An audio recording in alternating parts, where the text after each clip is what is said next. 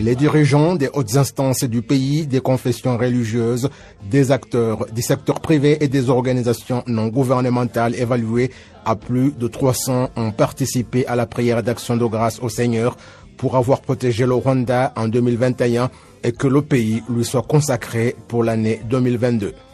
Au cours de cette prière, le président de la République, Paul Kagame, a fait observer que le Rwanda a vécu diverses situations, notamment la pandémie de Covid-19, et a souligné que les Rwandais rendent hommage à ceux qui ont été dernièrement décédés, dont des ressortissants étrangers amis du Rwanda et qui ont réalisé beaucoup de choses pour lui, notamment les Américains, le Dr Paul Farmer et Joe Ritchie.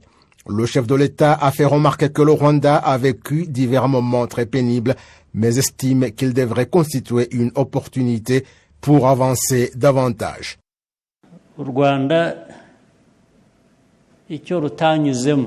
Qu'est-ce que le Rwanda n'a pas vécu? Que n'a-t-il pas été témoin? Comme on le dit dans la langue étrangère, nous ne devons pas rater l'opportunité d'avoir vécu ces moments, mais nous devons avoir appris des leçons permanentes. Nous n'avons pas été épargnés par des attaques que nous lance le monde entier et parfois le monde entier nous les lance et certaines nous atteignent et nous esquivons d'autres. Lorsque tout cela passe, nous ne devrions pas les oublier, mais nous devrions plutôt y tirer la force et la leçon qui nous permettrait d'avancer et d'accélérer davantage vers notre objectif. N'isomo ryatuma dutera imbere ndetse tukanihuta kurusha tugana aho dushaka kujya. Le président Kagame a invité ses dirigeants, tant de l'administration publique que des confessions religieuses, à toujours lier leurs enseignements et leurs actes et qu'ils œuvrent pour que leurs enseignements apportent des bons changements et réels au sein de la population. Iteka tugomba gutekereza ariko ibi bitekerezo byiza biri no muri Bibiliya. Nous devons toujours penser, mais ces bonnes idées qu'on trouve également dans la Bible, dont parlent les gens qui savent tout de la gouvernance et connaissent beaucoup de choses. Cela n'est pas suffisant, c'est ce qui est 50%, et comment mettre l'autre 50% en exécution pour qu'il soit observé dans le quotidien de la population.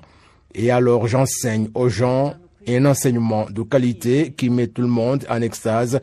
Et là, j'ai réalisé 50% et pour l'autre 50%, qu'il soit moi qui ai enseigné ou ceux qui ont apprécié mon enseignement, qu'avons-nous bénéficié devant être mis en exécution et transformer notre quotidien ou celui du pays.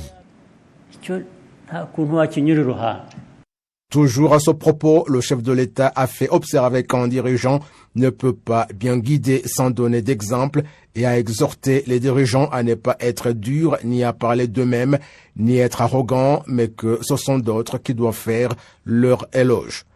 Parlant des réalisations que le Rwanda a atteintes en 2021, la sénatrice Mureshyankwano Rose a indiqué que l'action de grâce au Seigneur s'impose.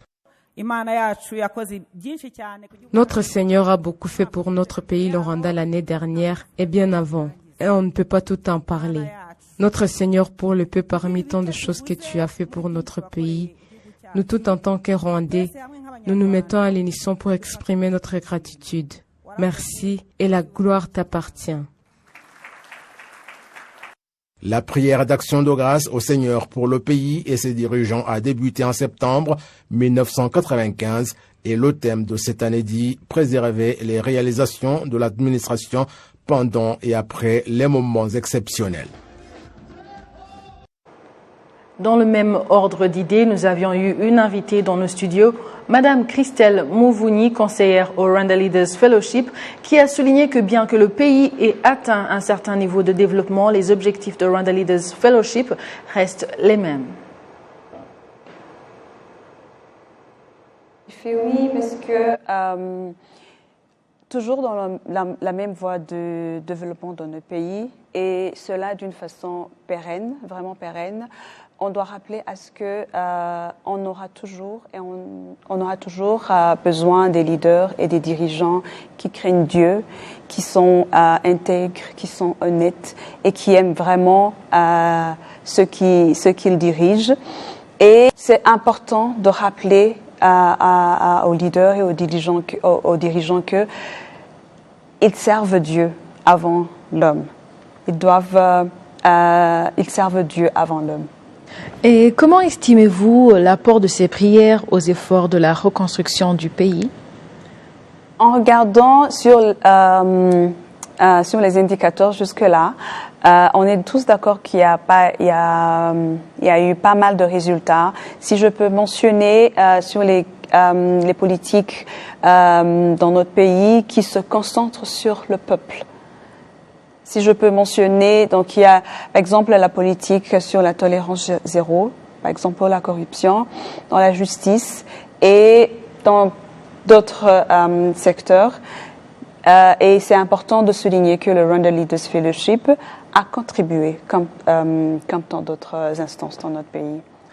Merci. Alors, quel message aujourd'hui auriez-vous pour toute personne qui nous suit?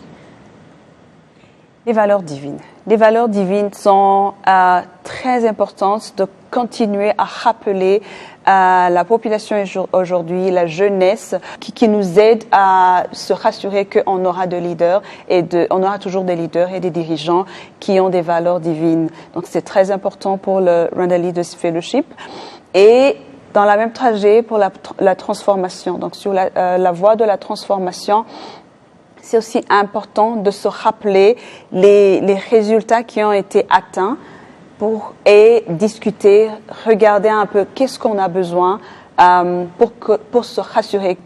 Nous ne perdons pas les résultats qu'on a atteints jusque-là et continuer sur la voie de la transformation.